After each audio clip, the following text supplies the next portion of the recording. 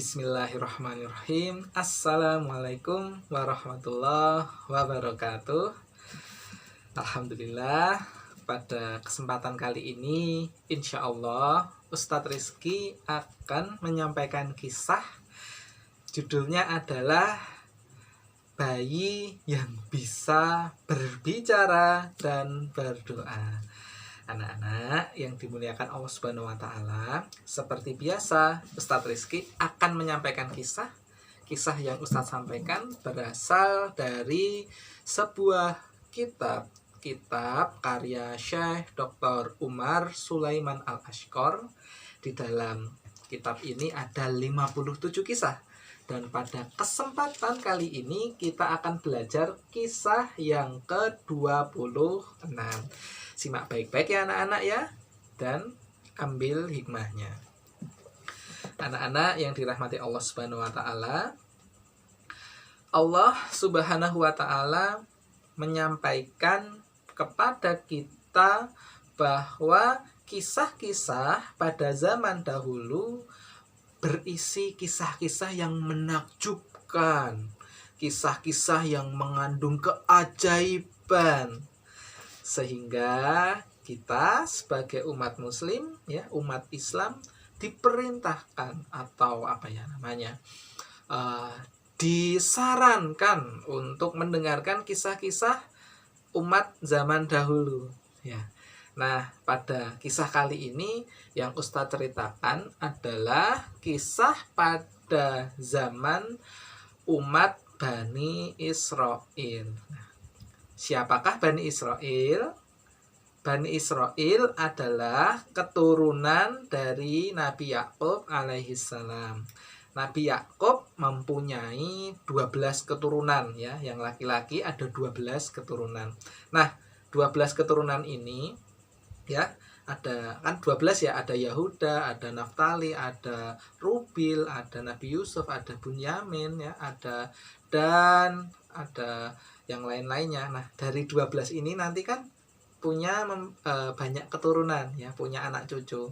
Nah, keturunan mereka itulah yang disebut Bani Israil. Kalau sebutan Israel sendiri adalah sebutan untuk Nabi Yakub. Jadi Nabi Yakub itu mempunyai sebutan atau gelar Israil.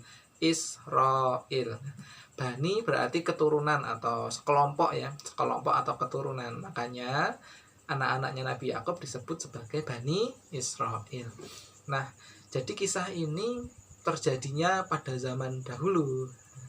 Dan kisah ini yang menceritakan adalah langsung dari lisan Nabi Muhammad Sallallahu Alaihi Wasallam. Itulah kenapa dalam kisah ini disebut sebagai kisah nubuat ya, kisah nubuat, karena kisahnya yang menyampaikan adalah yaitu Kanjeng Nabi Sallallahu Alaihi Wasallam. Seperti itu anak-anak ya. Nah, bagaimanakah kisahnya? Simak baik-baik ya. Jadi pada waktu itu ada seorang ibu yang sedang menyusui anaknya yang masih bayi ya. Ada seorang ibu yang menyusui anaknya yang masih bayi.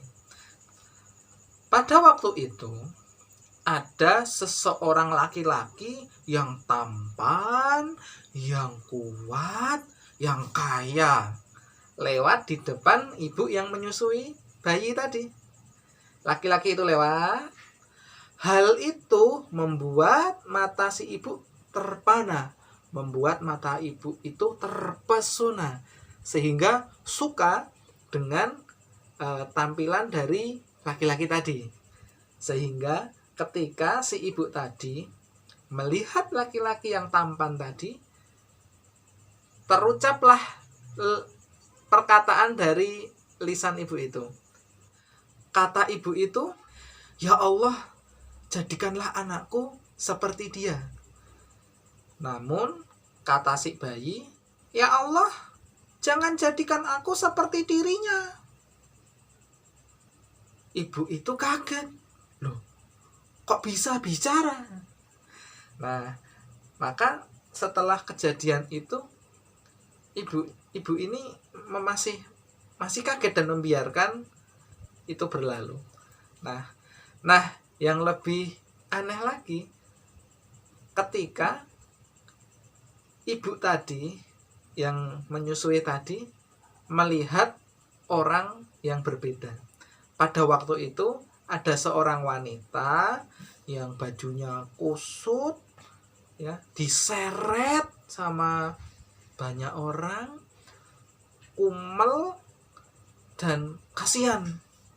Nah, si ibu tadi melihat wanita diseret, maka yang diucapkan sama ibu tadi adalah, "Ya Allah, janganlah engkau menjadikan anakku seperti dia ini. Ya Allah, janganlah engkau menjadikan anakku seperti dia itu." Nah, si bayi yang masih menyusu pada ibunya berkata pada ibunya, "Ya Allah, jadikan aku seperti dia." Wah, kaget ibunya. Loh, kok bisa bicara? Ibunya bertanya, "Mengapa seperti itu, Nak?" Jadi ibunya ini karena sudah 2 kali melihat bayinya bisa bicara, ibunya akhirnya bertanya, "Kenapa begitu, Nak?" Lalu anak tadi menjawab, "Karena Bunda, laki-laki yang tadi bajunya megah, bajunya mewah, tampan, sebenarnya dia itu orang kafir dan dia itu mempunyai sifat yang buruk, sehingga itu jelek, nggak baik. Itu kan orang kafir, pembohong, ya, pendusta, suka menipu orang. Begitu Bunda." Lalu yang satunya lagi, yang wanita yang bajunya kumel, diseret-seret, sebenarnya dia wanita yang baik, tapi dia dituduh melakukan perbuatan yang buruk. Padahal dia wanita yang baik. Dia, wanita ini adalah ahli surga. Kalau yang laki-laki yang tampan tadi, yang kaya tadi, dia kafir. Besok dia masuk neraka. Nah, itu kata si bayi tadi. Terus ibunya paham, oh begitu. Nah, anak-anak yang dirahmati Allah Subhanahu wa taala, inilah kisah yang bisa kita dengarkan. Kisah yang luar biasa, kisah di mana kita tahu ternyata bayi bisa bicara kalau Allah berkehendak. Jadi mudah bagi Allah untuk membuat bayi bisa bicara. Dan anak-anak yang dirahmati Allah Subhanahu wa taala, tidak hanya bayi ini yang bisa bicara. Nabi Isa alaihissalam waktu masih bayi juga bisa bicara loh. Ada juga waktu kisah yang lain ya anak-anak. Juraij juga pernah berbicara dengan seorang wanita. Lalu wanita tadi kan punya anak, anaknya juga bisa bicara yang masih bayi. Jadi tidak hanya kisah ini saja di mana anak-anak bisa bicara, di mana bayi bisa bicara. Jadi anak-anak yang dimuliakan Allah Subhanahu wa taala, dari kisah ini marilah kita ambil hikmahnya. Hikmah dari kisah ini ya, menurut Dr. Sulaiman Al-Ashqar adalah kadang sesuatu yang terlihat baik belum tentu baik, karena kita tidak tahu apa yang sebenarnya terjadi. Lalu apa yang kita lihat buruk terkadang itu belum tentu buruk, karena kita tidak tahu yang sebenarnya. Maka ketika kita mengetahui kejadian seperti itu, ya kita harusnya bertabayun atau mengecek ya. Atau kalau mau lebih bagus lagi, kita menghadapi peristiwa-peristiwa seperti itu jangan langsung menuduh gitu. Karena bisa jadi apa yang kita lihat buruk itu mungkin baik begitu. Atau kalau kita melihat ada orang yang susah misalkan, ya kita jangan buru-buru menuduh orang itu, wah pasti dia tidak taat sama Allah. Ya belum tentu. Barangkali justru dia yang miskin, yang tidak punya uang, justru bisa jadi orang seperti itu ibadahnya bagus. Ada juga orang yang wah gayanya misalkan bajunya mewah atau perhiasannya banyak, ya belum tentu dia baik hati. Kita tidak tahu apa yang kita lihat itu bisa benar bisa salah. Maka jangan buru-buru menilai penampilan seseorang. Itu anak-anak hikmah ya dari kisah ini. Kalau anak-anak ada hikmah yang anak-anak temukan, anak-anak bisa menyampaikan kepada ustadz, atau bisa juga meminta orang tua kalian atau kakak kalian untuk menuliskan hikmahnya di kolom komentar di video ini. Tafadhol silahkan.